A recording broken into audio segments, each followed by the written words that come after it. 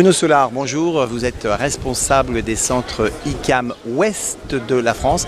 Est-ce que vous pourriez nous présenter en quelques mots la spécificité de l'ICAM et de vos centres de l'Ouest?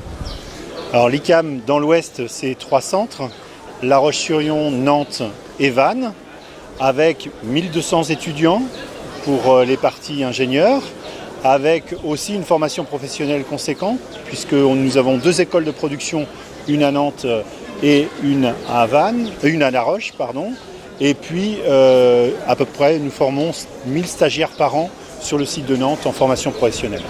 Alors, les bonnes écoles d'ingénieurs post-bac, il y en a plusieurs.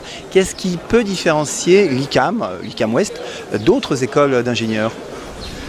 Alors d'abord la dimension généraliste, parce qu'effectivement toutes les écoles d'ingénieurs ne sont pas généralistes et nous on offre un panel très large des sciences de l'ingénieur et on amène nos jeunes à des dimensions managériales sur des profils très larges et donc on les retrouve dans toutes les couches de l'industrie et du monde économique en général.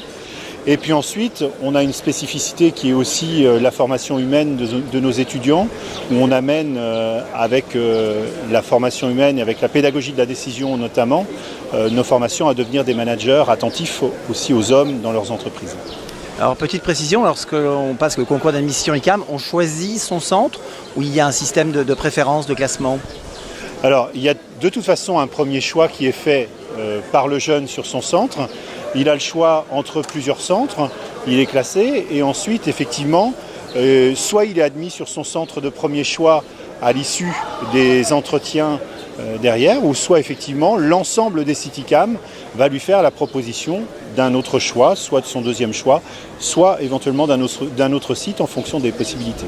Alors ici nous sommes à Pointe-Noire au Congo, centre de l'ICAM. Est-ce qu'il y a beaucoup d'échanges entre les écoles ICAM Ouest et le centre de Pointe-Noire? Alors oui, et depuis le début, puisque dès le début, effectivement, l'Afrique a fait appel au centre de France pour pouvoir s'équiper, pour pouvoir se former. Et donc on reçoit régulièrement effectivement des jeunes d'Afrique centrale pour pouvoir les former à nos pédagogies. On les a beaucoup aidés aussi à monter les laboratoires notamment de sciences physiques ici et d'automatisme. Et puis régulièrement, il y a des échanges, notamment sur le plan pédagogique, pour savoir comment les uns et les autres font. Et aujourd'hui, ce qui est fabuleux, c'est que l'Afrique commence vraiment à nous apporter dans l'autre sens. C'est-à-dire que la culture africaine nous apporte énormément. Et notamment, c'est le campus de Douala qui a été le premier à mettre en place ce qu'on veut mettre en place demain comme campus numérique. Est-ce qu'il y a une différence entre les différents campus? Est-ce que celui de La Roche-sur-Yon a une spécificité par rapport aux autres campus? Ou finalement, tous les campus dispensent exactement les mêmes enseignements, mêmes spécialisations? Alors c'est exactement le même programme des études. Alors il y a une différence entre le programme des études de la formation apprentissage et le programme des études de la formation intégrée, mais c'est bien le même diplôme à la clé, c'est les mêmes compétences et il n'y a pas de différence d'un site à un autre. Après, c'est peut-être sur nos domaines de thématiques de recherche où on peut avoir de légères spécificités, mais ça ne touche pas au programme des études.